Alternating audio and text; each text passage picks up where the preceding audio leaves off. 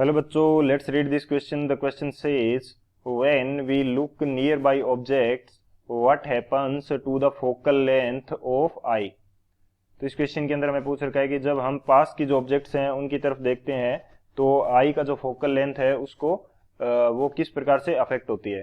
तो बात करते हैं हम लोग की कंसेप्ट की. की कंसेप्ट की यदि बात की जाए, की कंसेप्ट, तो हमारे पास क्या की कंसेप्ट होगा.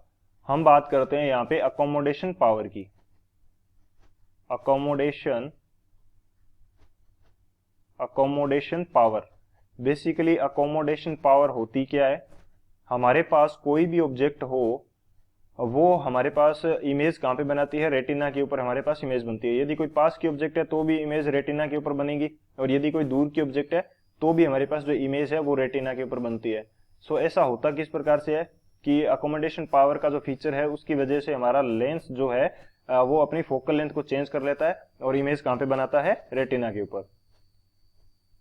इट इज बाय दिस, या कह सकते हैं कि by this eye lens can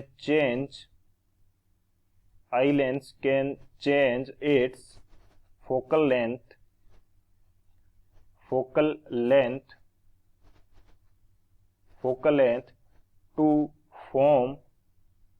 to form image at retina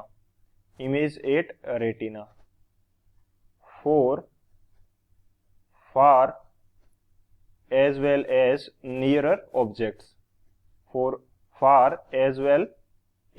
nearer objects. चाहे ऑब्जेक्ट क्या हो, दूर की हो चाहे पास की हो, उसकी इमेज कहां पे बनती है, रेटिना के ऊपर. और रेटिना के ऊपर इमेज बनाने के लिए ये अपनी फोकल लेंथ को क्या कर लेता है, चेंज कर लेता है. तो इसको हम बोलते हैं अकोमोडेशन पावर. अब यदि बात करें हम कि नियर बाई जो ऑब्जेक्ट है उसकी इमेज रेटिना पे बनेगी तो फोकल लेंथ पे क्या इफेक्ट पड़ेगा, वो हम बात करते हैं सॉल्यूशन पार्ट के अंदर. तो सॉल्यूशन की यदि बात की जाए तो आई के अंदर या आई लेंस के अंदर ये अकोमोडेशन पावर का फीचर किसकी वजह से होता है. अकोमोडेशन पावर की यदि बात की जाए तो ये पॉसिबल हो पाता है सीलियरी मसल्स के कारण.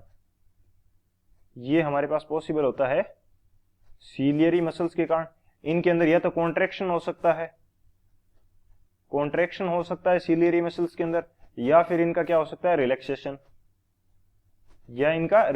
हो सकता है. और ये कॉन्ट्रैक्शन एंड रिलैक्सेशन के कारण हमारे पास क्या होगा, फोकल लेंथ चेंज होती है. अब यदि हम नियर बाई ऑब्जेक्ट को देखते हैं तो हमारे पास क्या होता है कि सीलियरी मसल्स जो होती है वो कॉन्ट्रैक्ट होती हैं. कॉन्ट्रैक्ट होने की वजह से हमारे पास जो कर्वेचर होता है लेंस का, वो क्या हो जाता है, बढ़ जाता है. लेंस का कर्वेचर क्या हो जाएगा, बढ़ जाएगा. और लेंस का कर्वेचर यदि बढ़ गया तो लेंस क्या हो जाएगा, थिक हो जाएगा, और इसकी वजह से फोकल लेंथ क्या हो जाएगी, डिक्रीज कर जाएगी. ये कंसेप्ट रहता है नियर बाई ऑब्जेक्ट को देखने का. तो यहां पे मैं लिख सकता हूं when we see nearby object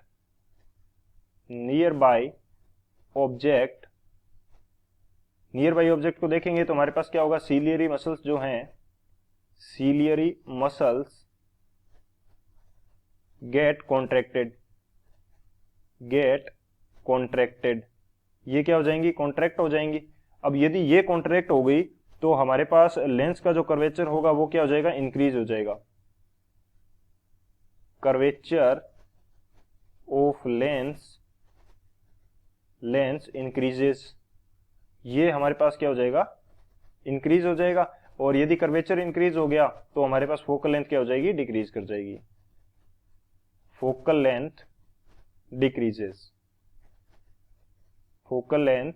decreases. सो हमारे पास ये कंसेप्ट रहेगा. तो फाइनली हमारे पास क्या आंसर होगा कि फोकल लेंथ डिक्रीज करेगी. So this is the final answer. I hope you understood it well. Best of luck. Thank you.